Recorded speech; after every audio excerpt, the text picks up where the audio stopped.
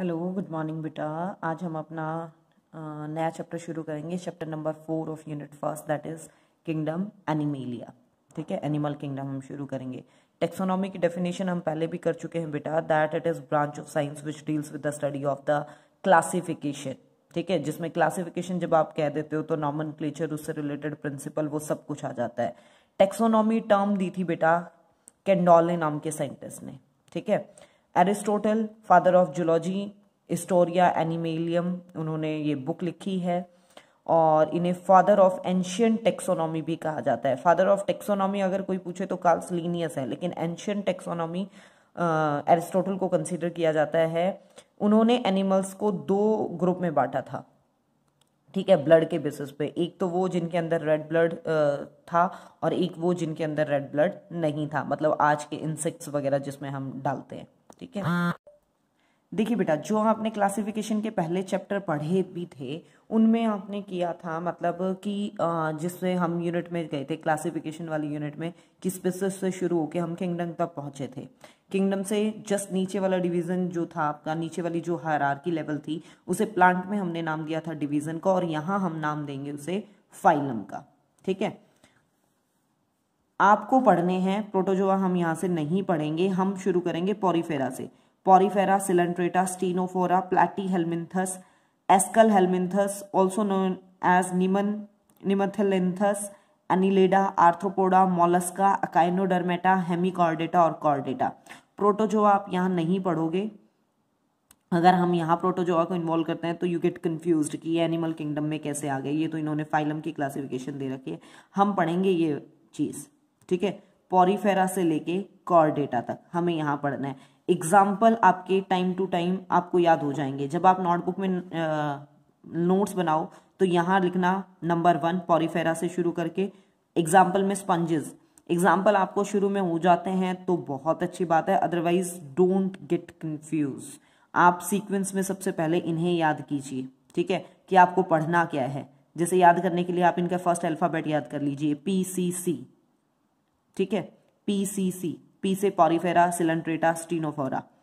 PNA, PCC, PNA, AMEHC, ये थोड़ा सा यूं करके याद करोगे, 2 3 3 3 करके याद करोगे तो ये इजिली हो जाएंगे। ठीक है, आपको पढ़ने हैं ये 11 फाइलम।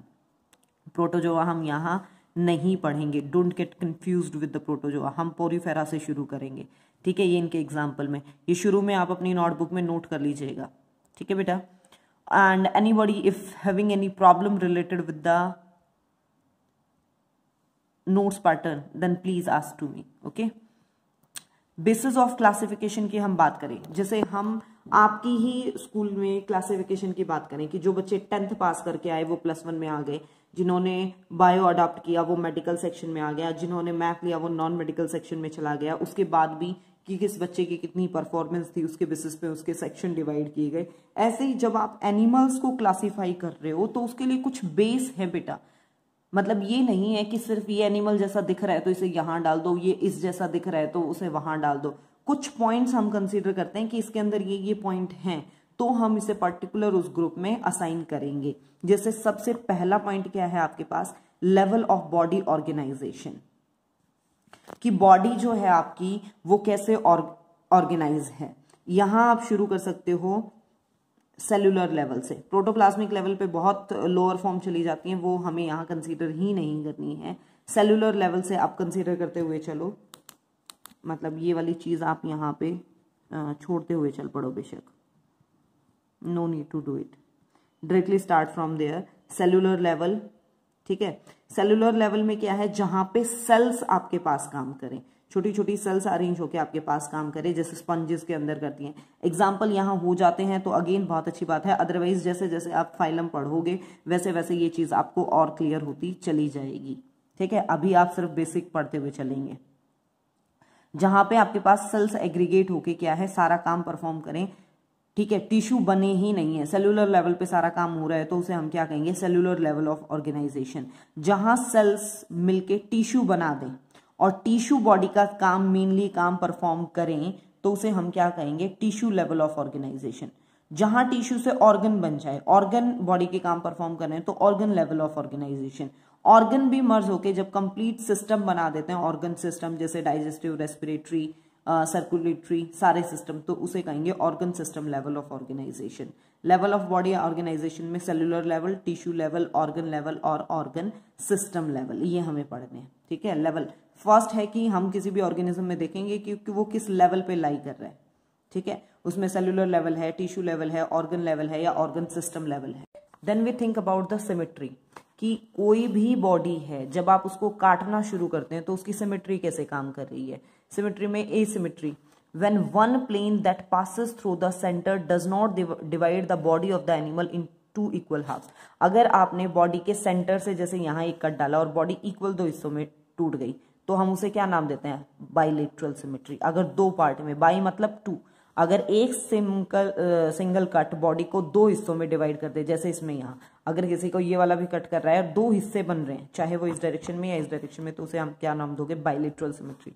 रेडियल सिमेट्री का मतलब क्या होता है बेटा, कि आप कहीं भी किसी भी एंगल पे कट डालो, चाहे आप ऐसे कट डालो, ऐसे कट डालो, ऐसे ऐसे किसी भी एंगल पे कट डालो, और अगर बॉडी इक्वल हिस्सों में टूट गई तो आप उसे क्या कहोगे, रेडियल सिमेट्री।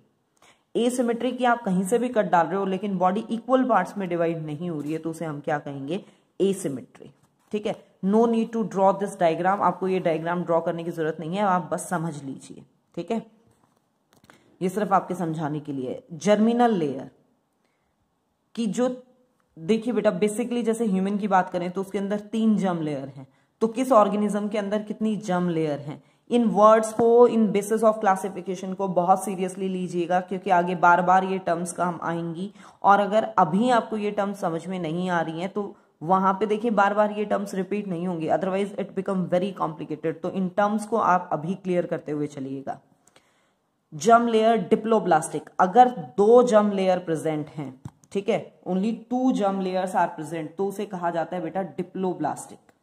2 कौन सी होंगी, one is the ectoderm and other is the endoderm. ठीक है, एक्टोडर्म और एंडोडर्म, अगर ये 2 जर्म लेयर प्रेजेंट है, एग्जाम्पल अभी हो जाते हैं तो बहुत अच्छी बात है, अदरवाइज आप सिर्फ नोट कर लीजिएगा। डिप्लोब्लास्टिक, अगर 3 जर्म लेयर प्रेजेंट है, ectoderm, endoderm plus mesoderm, third mesoderm भी प्रेजेंट है, तो आप उसे क्या कहोगे, ट्रिप्लोब्लास्टिक। आप देखोगे कि कोई ऑर्गेनिज्म डिप्लोब्लास्टिक है या कोई ऑर्गेनिज्म ट्रिप्लोब्लास्टिक है। जैसे ये देखिए डायग्राम में दिखा रखा है, again no need to draw the diagram. Ectoderm, endoderm और बीच वाली ये मीजोग्लिया, इसी से बनती है मीजोडर्म। 3 जर्म लेयर, अगर 3 जर्म है तो ट्रिप्लोब्लास्टिक, 2 जर्म लेयर प्रेजेंट है तो डिप्लो। फिर है बेटा आपके पास बॉडी कैविटी और सिलोम। ठीक है, सिलोम मतलब बॉडी कैविटी ही होता है, ट्रू बॉडी कैविटी के अंदर स्पेस, प्रेजेंस और absence of a cavity between the body wall and gut wall. Body wall and gut wall, gut wall क्या है, ये जो सेंट्रल पार्ट लिया है हमने, यहाँ देखिए मीजोडर्म एक्टोडर्म जो बनी थी उसके बीच में ये जो सेंट्रल पार्ट है, this is known as gut wall. बाहर वाली जो सबसे बाहर वाली लेयर हो जाएगी that is body wall. Okay, उनके बीच में जो अगर कैविटी प्रेजेंट है, स्पेस प्रेजेंट है, तो आप उसे क्या कहोगे, सिलोम। इसके बेसिस पे हम डिवाइड करते हैं इन 3 टाइप्स पे। अगर किसी के अंदर वो सिलोम नहीं है, सिलोम एब्सेंट, यहाँ पे देखिए ऐसा कोई स्पेस नहीं है, ये गट वॉल हो गई ये वाली, और बाहर बॉडी वॉल, ये पूरा एरिया जो फिल है, तो इसे क्या कहोगे, एसिलोमेट, कि कोई सिलोम नहीं है। शुडोसिलोमेट, शुडो का वर्ड होता है, मीनिंग होता है बेटा झूठा, कि नहीं है फिर भी हम वैसा स्ट्रक्चर शो कर रहे हैं। यहाँ देखिए थोड़ा थोड़ा थोड़ा थोड़ा थोड़ा थोड़ा गैप प्रेजेंट है, पूरा गैप नहीं है। ये मीजोग्लियल पैचेस बनने के कारण थोड़ा थोड़ा गैप जब प्रेजेंट होता है तो उसे हम नाम देते हैं शुडोसिलोमेट। ठीक है, कि है नहीं लेकिन कोशिश की जा रही है दिखाने की। फिर है आपके पास सिलोमेट, जहां पे ट्रू बॉडी कैविटी प्रेजेंट हो मीजोडर्म की लाइनिंग से। अगर आपके पास ये इतनी कॉम्प्लेक्स वर्डिंग याद नहीं हो तो आप सिंपल कर लीजिएगा, coelomate in which the body cavity the coelom is present, that is known as coelomate. ठीक है, और on the basis of embryonic development the coelom is of 2 type. Coelom भी आपके पास 2 टाइप का है, वन इज द चाइजोसील and other is the enterocoel. Coelom formed by splitting of a mesodermal mass, जो पूरी मीजोडर्म की लेयर थी उसमें स्प्लिटिंग, उसके टूटने के कारण, जो मीजोडर्म की लेयर थी उसके टूटने के कारण अगर सिलोम बन रहा है तो उसे नाम देंगे चाइजोसील।